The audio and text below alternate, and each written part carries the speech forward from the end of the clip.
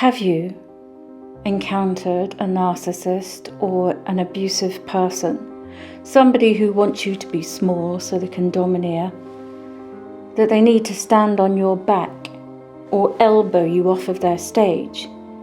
What they want is to be the sun and to be worshipped and to have your face turned towards them all times. Drama, confusion, fog.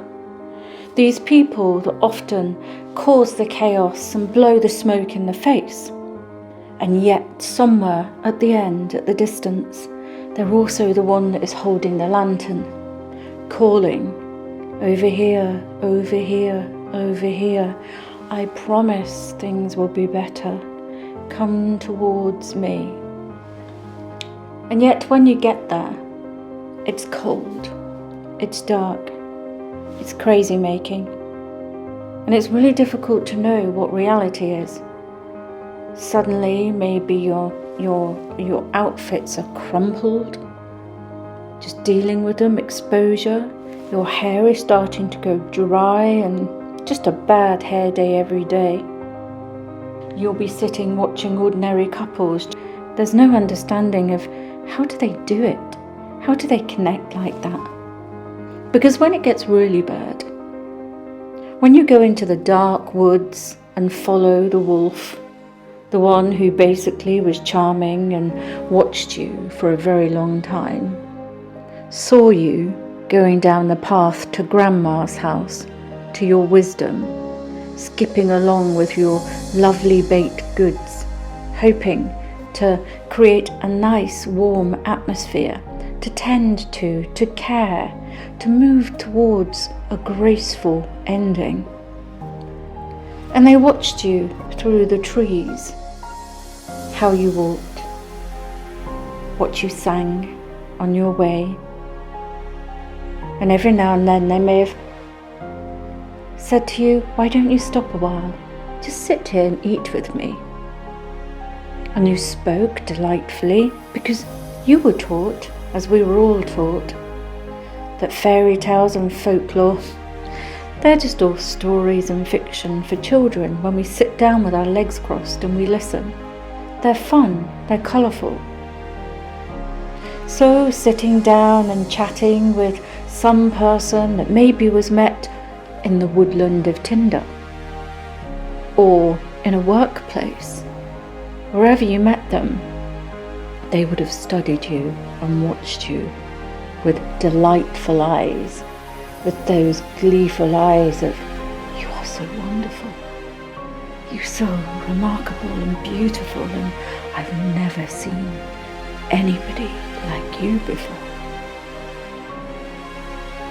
You can almost see them tying the napkin around their throat as they take out the knife and the fork and start to carve into your trust, your joy, your happiness, your desires. You like opera? So do I. You like holidays by the beach? So do I. And they dangle these things. I am so like you. And you feel like you've met your soulmate. As soon as you move in with them, or they feel that they have you in their clutches, the door shuts, the gate comes down. It's like the child catcher. And you're suddenly wondering, how did I end up here? They're demanding. They're grotesque. They don't like how you hold your knife or your fork. They laugh at your food. They say what you're drinking, that smoothie looks like swamp water. I'm only joking, they say, when you're upset and you can't eat and you can't drink. They do this all the time. Small things, chipping away. What do you care about? I'll pull the rug out from underneath you. You can spend a long time trying to work out why. You can spend a long time psychoanalyzing and trying to get under the hood to work out how are you going to fix them. But you can't. The wolf in the dark wood is the wolf in the dark wood, and he'll appear again in Chicken Licking, where he takes the chicken into the cave under a premise that the sky is falling down. Oh, fear will be blown in your face. Come with me, I'll make you safe. But the wolf is always going to turn up as the wolf, like with the 3 little pigs. You build a house, and the house is made of straw. You can't stand it anymore. You put up your boundaries. Your boundaries are made of straw. They come along with a match, quite delightfully. They know exactly your boundaries are made of straw, and they just waft the flame around gently with a smug look of glee as your house goes up in flames. They watch you hop and scream and wail and squeal, telling them to get out of the way because you want them to be safe. They find it delightful. Not only have they caused the problem and made you dance, and now you're in their arms crying because it makes them feel so big and so strong and so powerful to have you right there where they want you. But the fact that you care about them, even though they started it, that's dupe as glee. That's just delicious. So you go through the cycle again, being idealized by them when they want to reel you in and say, look, I am really like you. Or, I'm just so sad and I just need the right person to be able to give me the right remedy and to help me out of these dark, dark woods. And you think, they're so harmless. They're so vulnerable. I can do that. I can help. So you move into the house made of wood. You put all the comforts into place. You make sure they have their feet up. You hover around them. You listen to them. You do everything. You puff up their pillows and you try and make sure that all the pressure it's off their shoulders. And things again don't seem to be quite right. You look out of the window and there's nothing but fog and it's icy cold and they're nowhere to be seen. Where are they? What are they doing? I'll sit and I'll wait because I've no idea because the goalposts keep changing. You find yourself in this house of wood all alone. Where did they go? I don't understand why I'm sat here waiting all of the time. They don't seem to like or appreciate anything I do, and they're never here. And then, when you're all ready to pack up and move on, they come back. And they come back with the matches yet again. You said you wouldn't have them back. And they set fire to your house. So, you carry on in this way until eventually you're so tired and so exhausted and you've built your house out of bricks because you've had to take care of more things, deal with more fires that they light, toughen up your security. Often you're doing it because they have made you paranoid and afraid of your friends and your family. They have made you so suspicious of the world and everybody out there because they have you now inside telling you don't want to go out there, what I heard on the news, or what so-and-so, they're not good for you, or what your family is saying about you. And you're looking left and right, you don't know what's going on. The world has changed and it's not the world that you used to know. You used to be a confident person that loved connecting with people, and now you've built your house made of bricks. But eventually, you discover it wasn't such a bad thing, building your house out of bricks. Because when it comes to realising when you see that their mask falls off and that they have big jagged teeth, and you start to find that the blood on those teeth is yours, you kick them out. And for good. And you shut that door, you lock that door, and you bolt that door. You'll have to contend with them trying to come in through the window, and this is often where they shapeshift. And staying in fairytale land, oh, they might come as the queen from Sleeping Beauty. They'll want you fast asleep, or they'll want your adult fast asleep. And you'll find at your window, when you're at your weakest, or even when you're at your happiest and least suspecting, when you feel like everything's going dandy and fine and you're strong and you're resilient and you've cracked this nut, the old wicked witch, the envious green witch, will turn up with some apples and offer you one full of poison. And once you've got that lodged in your throat, that toxic, it just brings it all back again. And they have you in their power. And that poisoned apple is meant to send you back asleep.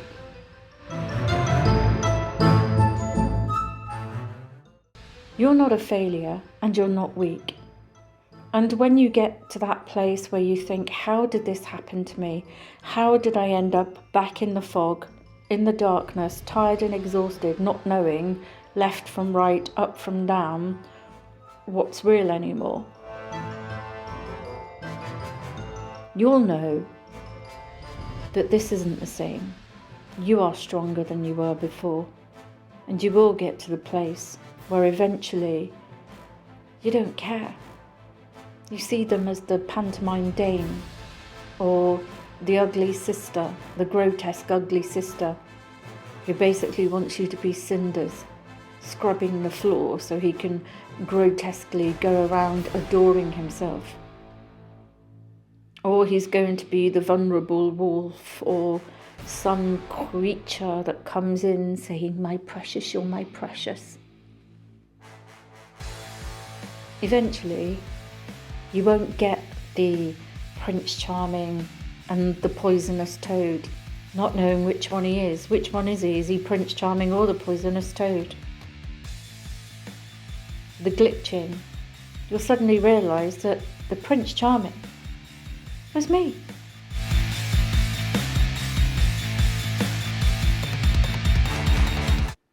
You will get to a place where you'll wake up in the morning and they won't be the first thing that is there, like they're rubbing their arse in your face all the time.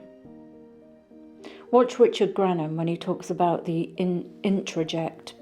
It's normal that they are always on your minds because they have peeled you layer by layer by layer by layer and infected every layer as they have corroded your boundaries to get to, sadly, the wounded child, the beautiful, creative, playful place where possibly the original wounds are.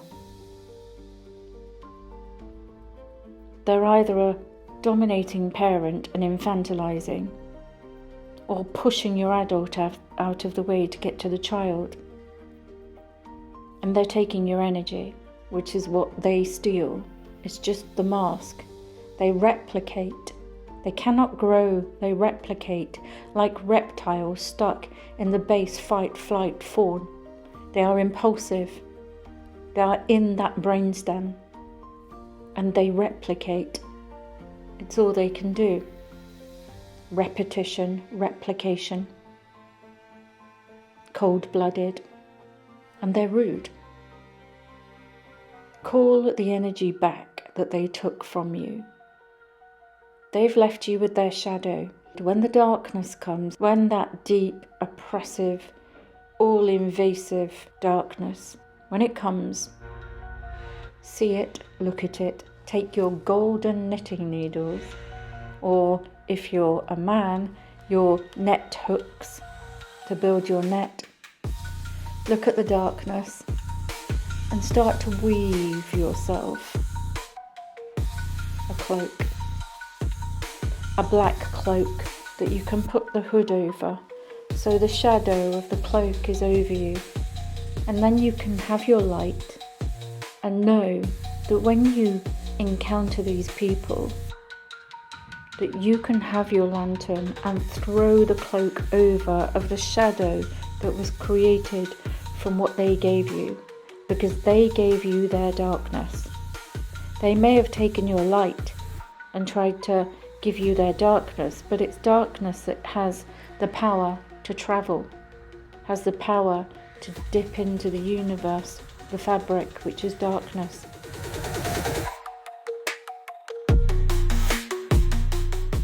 They gave you what they can't handle or tolerate. That yes, they are a black void.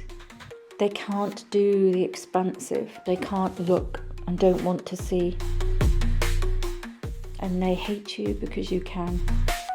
And if you're a gentleman, then you can imagine maybe making your net. Darkness, weaving, making the net. So you can cast that out to be able to find provisions. You can turn this dark energy into anything you like. Carving, sculpting, working with it. Its definition.